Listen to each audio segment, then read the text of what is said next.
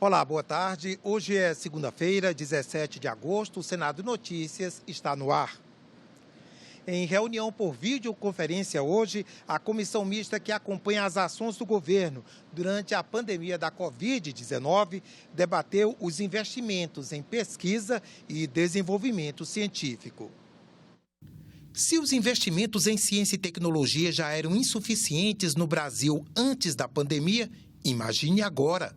De olho nas soluções que a ciência pode apontar, o CNPq lançou editais para financiar projetos científicos.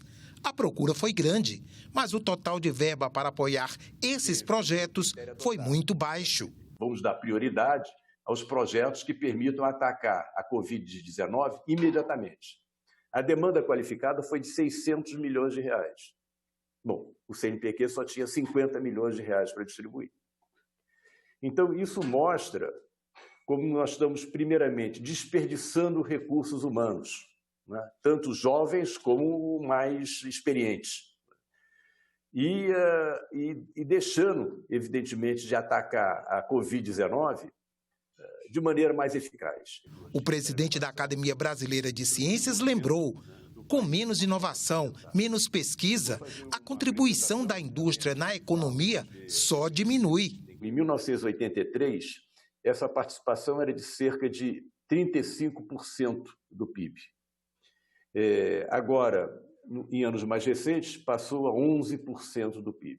As empresas brasileiras, apesar de terem evoluído, elas inovam pouco em relação aos padrões internacionais. Apesar do dinheiro curto e da falta de apoio, segundo este debatedor, os pesquisadores têm feito um esforço surpreendente para dar respostas aos desafios lançados nesses últimos dias. Nunca a pesquisa brasileira foi tão encurralada e tão depreciada, assim como a universidade, em especial a universidade pública, e, ao mesmo tempo, durante a pandemia, nunca a universidade brasileira deu um exemplo de vitalidade como está dando agora.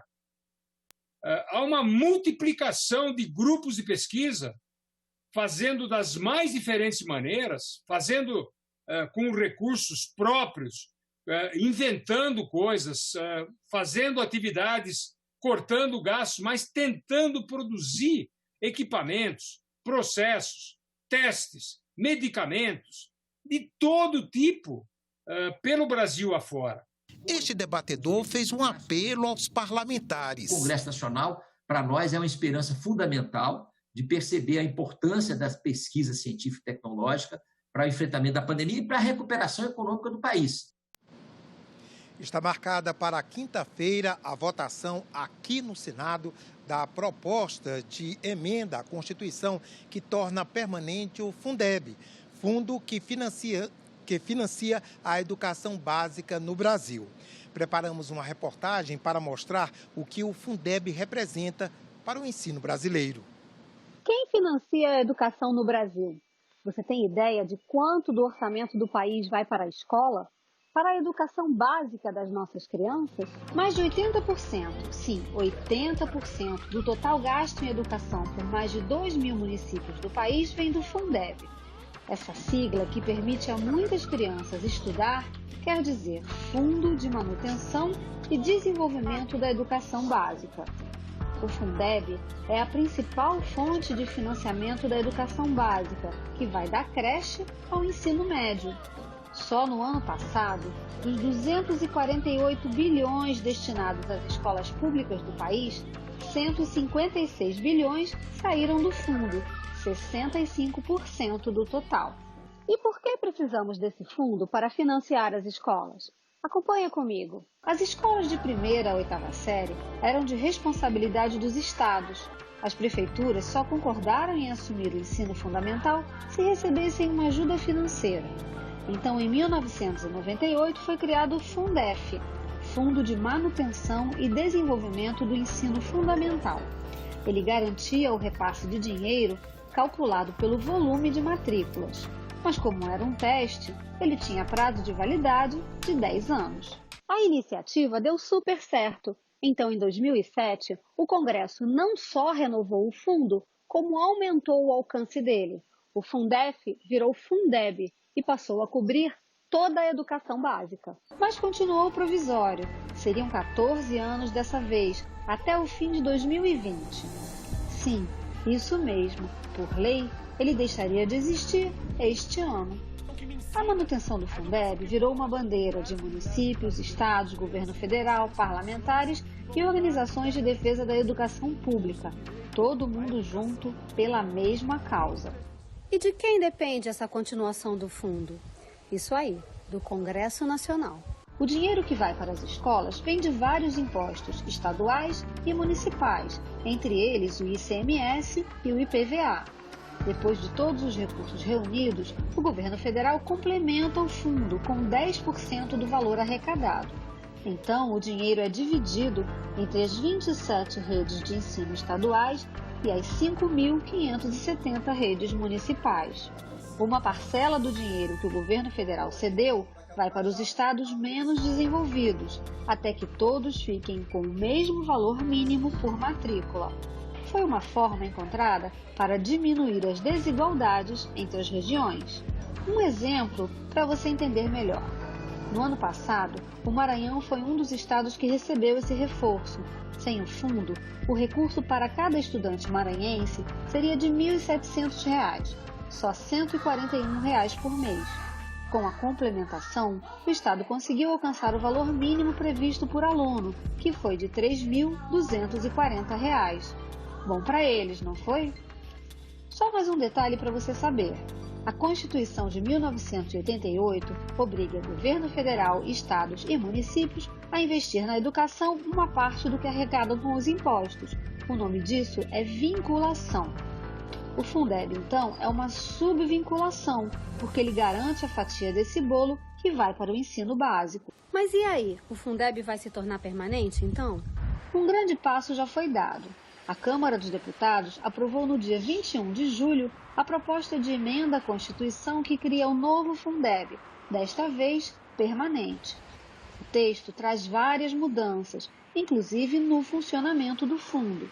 Agora a bola está com os senadores, que devem votar essa PEC em agosto. Não é ainda o ideal que nós gostaríamos, mas dentro da realidade atual, nós conseguimos aprovar uma proposta de emenda à Constituição que atende um pouco daquilo que nós almejamos. E agora é a gente lutar para aprovar no Senado como ela saiu da Câmara. A União complementa alguns estados, 7 do Nordeste e 2 do Norte, com recursos. Os outros estados não recebem a complementação da União.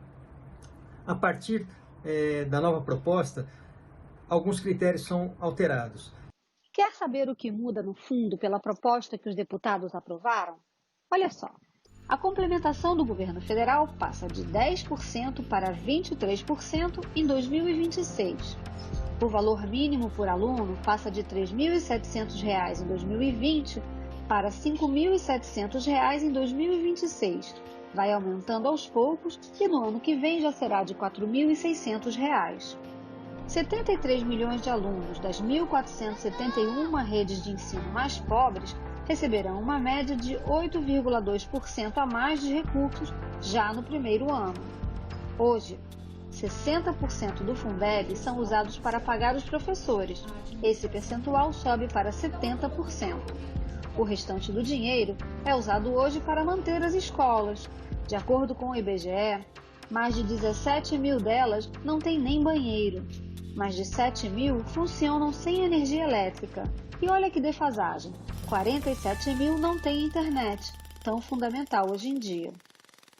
E agora, você acha que o Brasil precisa investir mais em educação? Sem Fundeb, em janeiro de 2021, por exemplo, muitas escolas fechariam as portas, porque os prefeitos simplesmente não teriam como financiar as matrículas nessas escolas. Ele permite que haja um grande efeito redistributivo entre as redes de ensino. Essa é a grande vantagem do Fundeb e que está sendo no momento aperfeiçoada.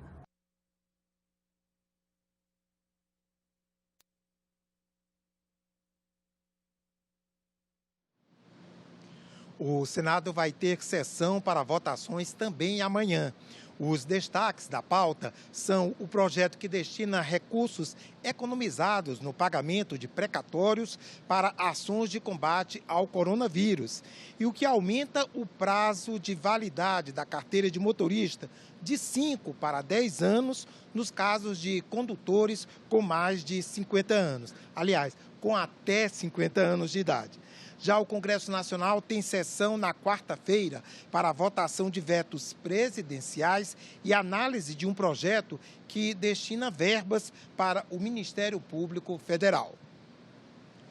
A vivência de quem atendeu pacientes nos hospitais e ambulatórios é essencial para entender os constantes desafios impostos ao sistema público no dia a dia. Os senadores médicos Humberto Costa e Marcelo Castro já foram ministros da Saúde e falam sobre as diferentes vacinas já em testes contra o coronavírus. A vivência de quem atendeu pacientes nos hospitais e ambulatórios é essencial para entender os constantes desafios impostos ao sistema público no dia a dia. Os senadores médicos Humberto Costa e Marcelo Castro já foram ministros da Saúde e falam sobre as diferentes vacinas já em testes contra o coronavírus. Se anuncia pelo menos 6 vacinas que já estão na fase 3, a última fase para poder ser aprovada pelos órgãos, nacionais e poderem ser liberados. Apareceu agora a vacina russa, mas ainda não há uma segurança do mundo científico, porque faltam dados ainda para se falar sobre ela. Semana passada, o laboratório russo declarou ter feito a segunda fase dos testes, mas não publicou as conclusões. Aqui no Brasil, a Anvisa autorizou uma segunda dose nos testes da fase 3 da vacina de Oxford, desenvolvida em parceria com a Fiocruz. A exemplo de outras campanhas, a imunização contra a Covid-19 deverá seguir critérios de prioridade, com foco nos grupos de pessoas mais vulneráveis. O acesso prioritário deverá ser dado exatamente àquelas pessoas que fazem parte do grupo de maior risco para contrair a doença. São eles as pessoas idosas, as pessoas que têm doenças crônicas, tais como diabetes, hipertensão, outras doenças cardíacas e várias doenças respiratórias, além dos profissionais de saúde que diretamente lidam com os pacientes, mas também outros profissionais que estejam mais expostos à possibilidade de contraírem o vírus. Projeto em exame no Senado pode ajudar a fixar médicos em áreas carentes, onde a presença do profissional de saúde é muito baixa. A proposta implica em aumentar o desconto no saldo devedor que o estudante beneficiado pelo FIES, o Fundo de Financiamento Estudantil, tem a pagar.